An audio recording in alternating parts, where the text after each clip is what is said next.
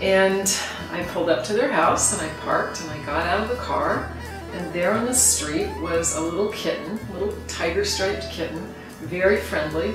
He had on a collar, so I just assumed he belonged to somebody. He came right up to me and wanted to be petted and wanted attention. So I petted him and he followed me right up the stairs to the house. And when Brian came to the door, he opened the door and I said, "There's this little kitty who wants to come in." And he said, "He can come in." And the short story is he never left. And a couple of days later, I got a call from Brian asking which of a variety of names I preferred, Eddie being one of them.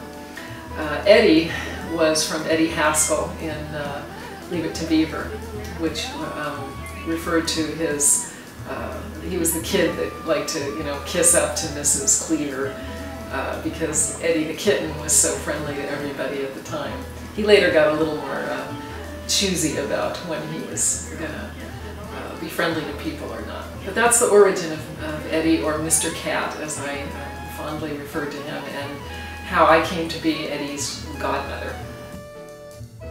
So this is the story about Eddie from my perspective, and Eddie came into my life via Frederick Mead, who was my roommate from Louisiana, from New Orleans, and he had decided to move back to New Orleans and kind of hooked me up with this cat house sitting gig, and it turned out to be quite wonderful for me.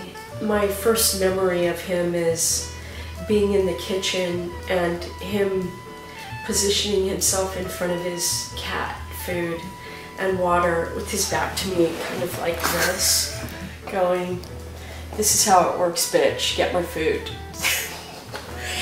And I thought to myself, okay, this cat is a character.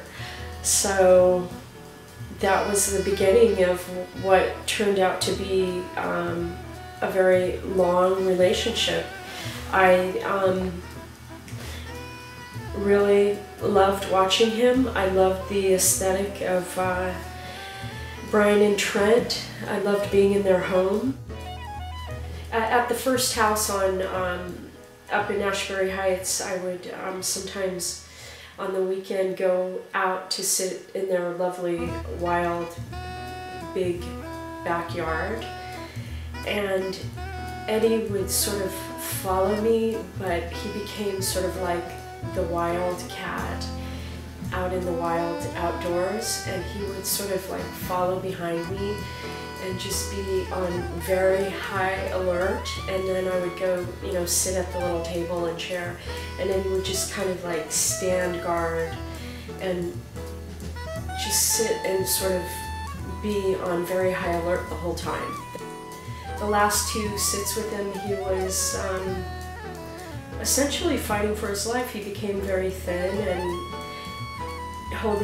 keeping food in became challenging, and in the last winter, he